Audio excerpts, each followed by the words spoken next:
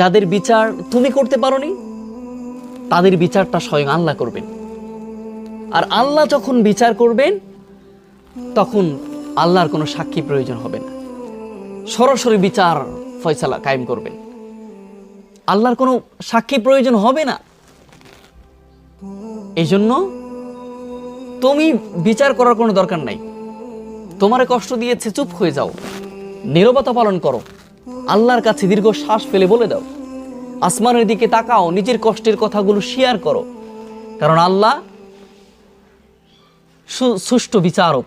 আল্লাহ এমনভাবেই বিচার করবেন, কাউকে কখনো নিরাশ করবেন না, কাউকে কখনো হতাশ করবেন না। সেজন্য আল্লাহর উপর দৃঢ় বিশ্বাস করে বিচারটা দিয়ে রেখো। দেখবে তুমি এমন কিছুই তোমার জন্য করবেন আল্লাহ, তুমি খুশি হয়ে যাবে। তুমি অবশ্যই খুশি হয়ে যাবে।